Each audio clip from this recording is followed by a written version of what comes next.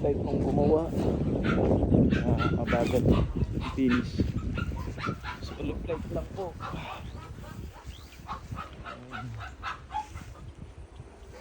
Ang kapatid ko ngayon eh, kaya solo lang ako. Kumuha siya ng ayuda. Kaya nakapagporma tayo dito sa siding. Bukas tapos na to.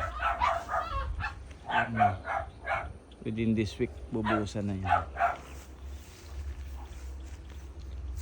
Tipid-tipid lang oh, yung pamporma natin kawayan. Kung anong materials available pwede natin gamitin mga kabukid. Sa mga may saging dyan nalakatan, yan po ang mga saging natin. Ang mga saging ito kaya malakalak na ba ito?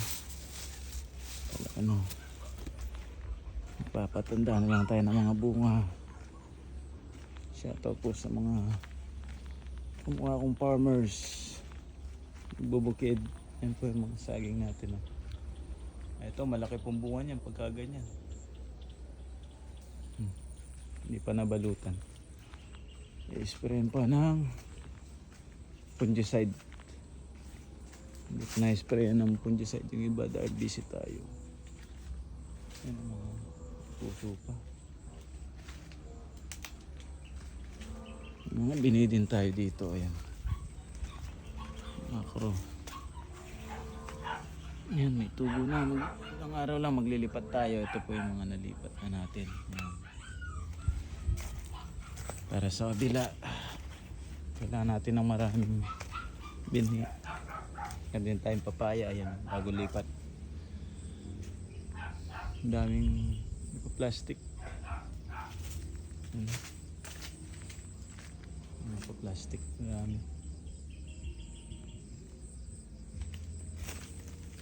Pasyal tayo dito sa ating farm.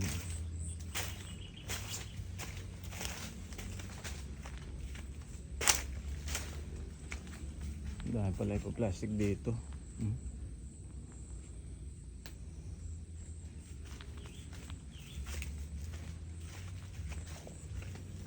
Ilang araw na naglilit na naman tayo dito. Ayan, mga tuyo na yung nakaraan. Ayan, mayabong na naman. Kailangan kasi, ayun dami. Lalaki.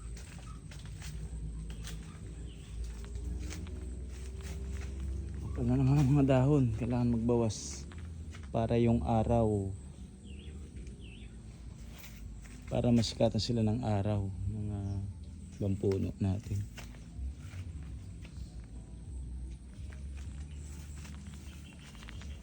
Yan po. Buhay farmers. Laban lang tayo. Yan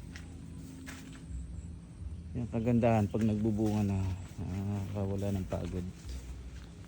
Yan po.